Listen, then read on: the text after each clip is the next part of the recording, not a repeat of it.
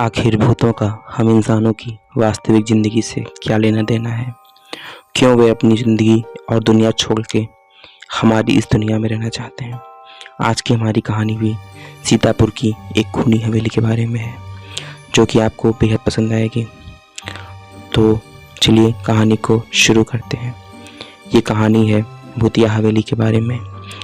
जैसा कि मैंने पहले बताया आपको, बहुत साल पहले की बात है। सीतापुर नाम का एक गांव था। उस गांव में एक बहुत ही बड़ी हवेली थी। वहाँ सिर्फ भूतों का ही वास था। जो भी उस हवेली में जाता था, भूत उसे मौत के घाट उतार देता था और उसके कटे हुए सिर को बाहर रास्ते में फेंक देता था, ताकि लोग समझ पाएं कि इस हवेली पर सिर्फ उसी भूत का राज चलेगा और किसी का भी नहीं। इसी डर से लोग वहाँ कभी नहीं जाते थे और इसीलिए उसे खूनी हवेली भी कहा करते थे। उस हवेली में रहने वाला भूत इतना दहशत फैला रखा था कि लोग उस हवेली के आसपास भी नहीं जाना चाहते थे। यहाँ तक कि कोई जानवर भेड़ बकरी भी अगर गलती से घास चढ़ते चढ़ते वहाँ पहुँच गए तो वो भी तुरंत अपना दुम दबाकर भाग जाते थे, क्योंकि वह भूत जानवरों को भी नहीं छोड़ता था। एक दिन अमावस्या की रात थी। आसमान में बहुत बादल घिरे हुए थे और बारिश भी जोरों से हो रही थी। किसी गांव के 3 दोस्त राजू, शिवम और दीपक उसी रास्ते से स्टेशन जा रहे थे। उन्हें शायद उस हवेली और उस रास्ते के बारे में कुछ पता नहीं था। रात के 2 बजे ट्रेन का समय था और ये तीनों करीब 8 बजे के लगभग घर से निकल गए थे। बारिश इतनी ज़्यादा थी कि रास्ते में सामने कुछ नहीं दिख रहा था। उसकी गाड़ी उसी हवेली के सामने से गुजर रही थी। सामने पूरा अंधेरा था और आसमान में बिजली जैसे ही चमक रही थी। वह हवेली और भयानक लग रही थी। तीनों की किस्मत इतनी ख़राब थी कि उनकी गाड़ी उस हवेली के ठीक सामने ही आकर ख़राब हो गई। ड्राइवर बोला, साहब इंजन में पानी चला गया है, गाड़ी स्टार्ट नहीं हो रही है, इसको ठीक करने में शायद 2 से 3 घंटे लग जाएंगे। तब तक आप लोग इस हवेली में जाइए, जैसे ही गाड़ी ठीक हो जाएगी मैं आप लोगों को वापस बुला लूँगा। ड्राइवर की बात सुनकर राजू, शिवम और दीपक हवेली के अंदर चले गए। हवेली बहुत ही सुंदर और चमकदार थी। अंदर थोड़ी सी रोशनी थी और ऊपर की सीढ़ियों से एक बूढ़ा सा आदमी एक हाथ में लाठी और दूसरे हाथ में लालटेन लेकर नीचे उतर रहा था। राजू ने उससे पूछा, बाबा क्या हम यहाँ थोड़ी देर रुक सकते हैं? बाहर बहुत तेज़ बारिश हो रही है और हम इस तेज़ बारिश की वजह से बीच रास्ते में फंस गए हैं।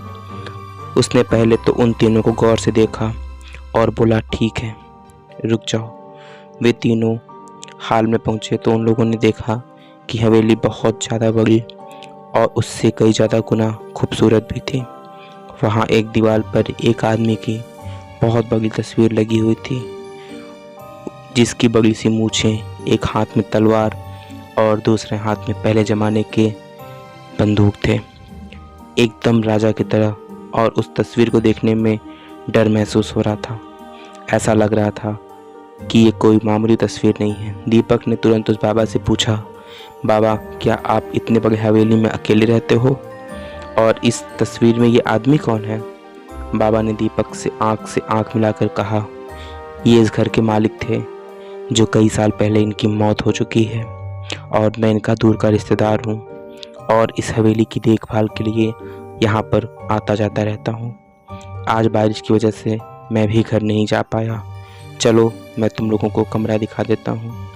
राजू, शिवम और दीपक उसके पीछे पीछे चल दिए। वे लोग सीढ़ी के सामने जैसे ही गए तो ऐसा लगा कोई उन्हें छुप कर देख रहा है।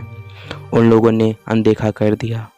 कमरे में जाते तक अचानक उन लोगों की नज़र वापस राजा की तस्वीर पर पड़ी। थोड़ी देर के लिए उन्हें ऐसा लगा कि उसके हाथ और सिर हिले। शायद उस सब का वहम था या सच, पता नहीं, लेकिन ये सब देखकर उन लोगों ने थोड़ा सा डर गए और फिर वे बाबा उन सबको एकदम कमरे में लेके गया। फिर उन लोगों ने अपना अपना सामान रखा और सो गए।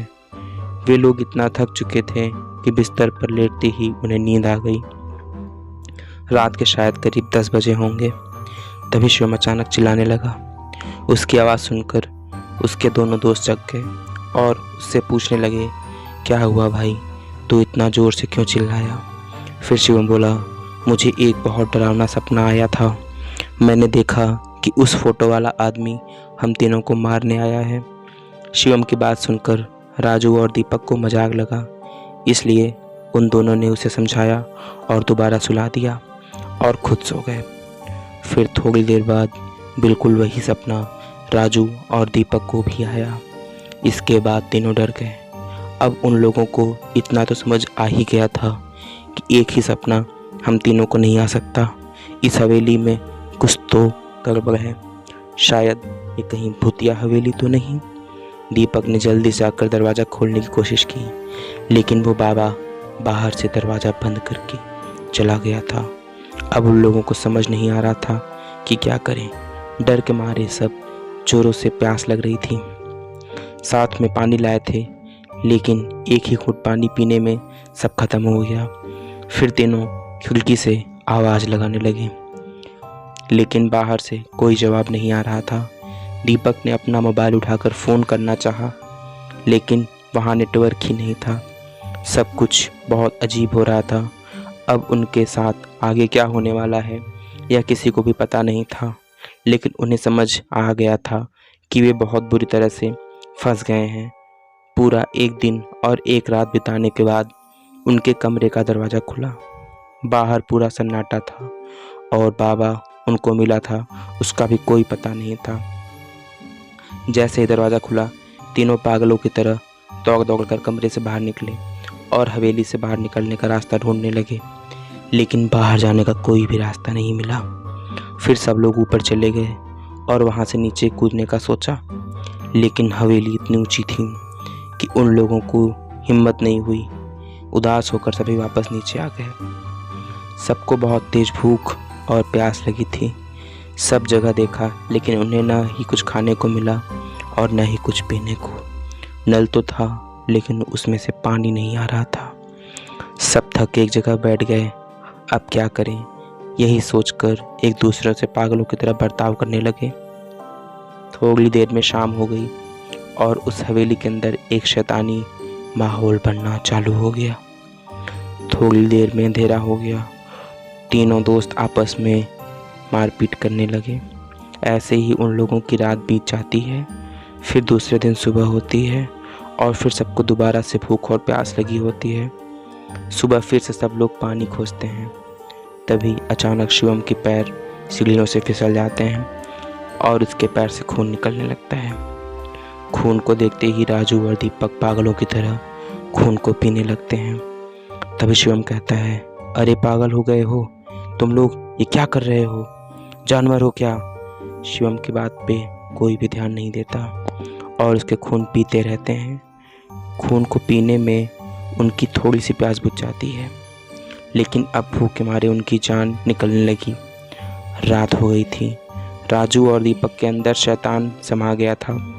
वे दोनों शिवम के ऊपर टूट पड़े और उसे नोचने लगे। हवेली में खूनी खेल चालू हो गया था। उस हवेली में जो शैतान रह रहा था वह उन दोनों को अपने बस में कर लिया था।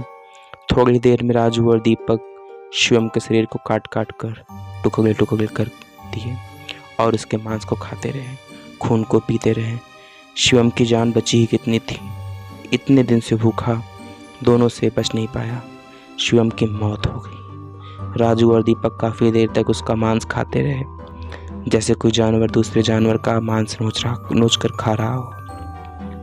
ऐसा लग रहा था कि उन लोगों के अंदर का इंसान मर गया है। कुछ देर बाद रात हो गई। खून पीकर और मांस खाकर दोनों को अब बहुत जोरों की नींद आने लगी और वे जहाँ थे वहीं सो गए।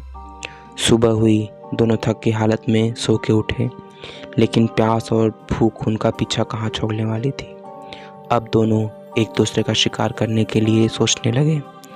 राजू ने चालाकी से एक दरवाजे के पीछे छुप गया और जैसे ही दीपक कमरे में आया वैसे ही राजू ने उसका सर पकड़कर दीवार में दे मारा। उसका सर फटकर 2 टुकड़ों में हो गया। ज़मीन पर पूरा खून ही खून बहने लगा। राजू उसका खून देखकर बहुत खुश हुआ और उसे पीने लगा और मांस को खाने लगा। हैवानियत अपने चरम सीमा पर थी। शैतान उसके ऊपर पूरा हावी हो चुका था। उसे कुछ सोचने समझने का मौका ही नहीं दे रहा था। तभी कुछ देर बाद राजू के शरीर में एक बिजली सी लहर चढ़ने लगी। वो कभी दीवार में तो कभी दरवाजे में अपने सर को मारने लगा। उसका शरीर उसके वश में ही नहीं था। ऐसे काफ़ी देर तक किया और अंत में खुद मर गया। आखिर ये भूत प्रेत कैसे हम इंसानों के शरीर को अपना बना लेते हैं? अगर आपको कहानी अच्छी लगी हो तो प्लीज़ चैनल को सब्सक्राइब कीजिएगा, वीडियो को लाइक कीजिएगा। मिलेंगे एक और नई डरावनी कहानी में। तब तक के लिए अपना ध्यान रखिए, भूत प्रेतों से बच कर रहिए। Thanks for the watching.